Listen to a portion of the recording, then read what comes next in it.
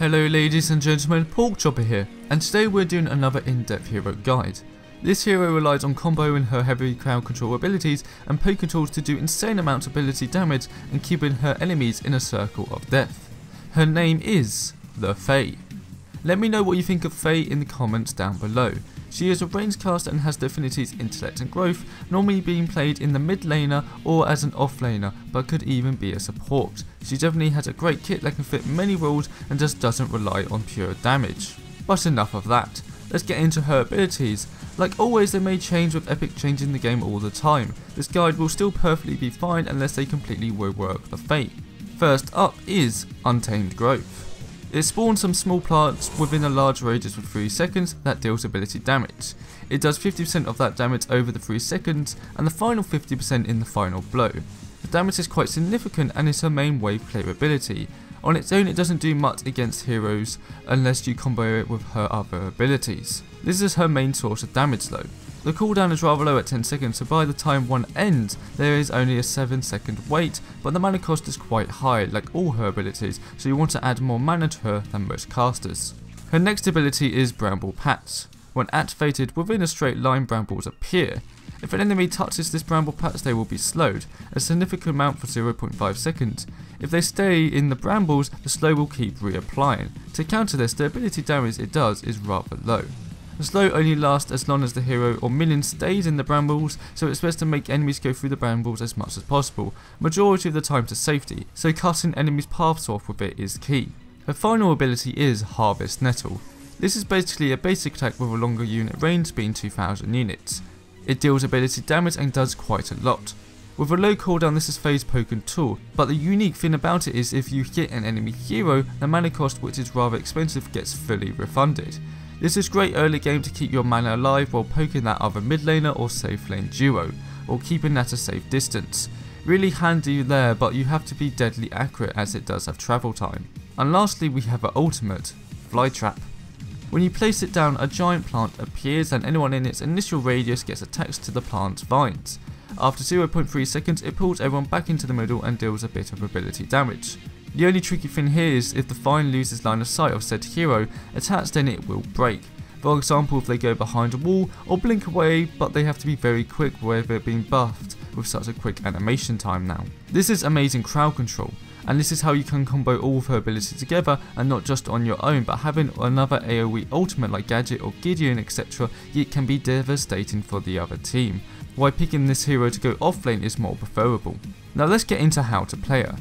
For early game you want to upgrade your Harvest Nettle first to open up the possibilities to poke the enemy team. This is very useful in the mid lane as mana is a very valuable resource early on. You can see here me constantly poking this poor Gideon, so he has to stay more cautious while I lose no mana at all. Then you upgrade Untamed Growth, especially if you are in the off lane to help clear the waves. Then the Bramble. This ability you only want to use when attacking enemy heroes when you know you can capitalize on the slow. The only other time is slowing enemy minions to not enter your tower range. Funny thing is that all her abilities are great and there really isn't a specific way to upgrade her. Untamed Growth if you need to wave clear more, Harvest Nettle if you're still at your tower poking the enemy, on Brambles if you're getting into more of those team engagements early on than expected, slow that enemy team down for your team to capitalize on. So now add her ultimate on top and you can wombo combo with yourself like no other hero can. The Fae is probably the only caster I would consider a proper initiator. You can start with this with her ultimate.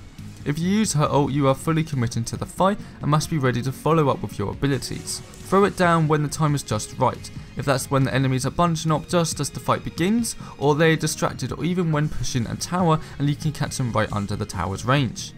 Either way, be ready. If you use it, you have to react quickly and know when they will be pulled back into the middle. Aim the brambles where they will be pushed back to and then use your Untamed Growth. The animation is very short, so the whole ult takes like a second. Once they pulled back, the brambles will slow them down while they are stuck in Untamed Growth doing big amounts of damage. Then spam your Harvest Nettle and basic attack to deal the maximum damage possible. There are a few things to note here however. Even early to mid game this may not be enough to kill the hero. You will need other teammates to support you, but the way your abilities work, the enemies will be easy pickings for them. Fae's abilities are very mana hungry, so make sure you have enough mana left to pull all of them off. And finally, you can use this ultimate to even escape from death by pulling the enemies back. It's rather effective at this. Now for building the Fae, mainly damage, ability penetration, mana and some mobility, as she lacks that. Card I would suggest are Ant Crystal and Solar Reactor for damage and mana. Teleblink for the mobility, working well with all casters, and for utility, Aster the Witch is amazing on her. It stacks with her Bramble Slow, her Harvest Nettles become an even more unknown poke, and triggers twice within the Untamed growth duration. This may even keep the enemies inside it while it deals the big final blast. So my overall opinion of Fae, she definitely is an underappreciated caster. She may not have the pure damage and big AoE ultimate like Harry, Gadget or Gideon, but if you slide her in the off lane, instead she can keep that tower alive, and throughout the whole game her ultimate, if comboed right by you and your teammates, is a game changer for sure. I wish she was played more, being a lot of fun in my opinion. I definitely think she is a very underrated hero. But that's just my thoughts. What do you think of the Fae? Let me know in the comments down below, and as always I have plenty of Paragon videos on this channel, so check them out, and I'll see you next time.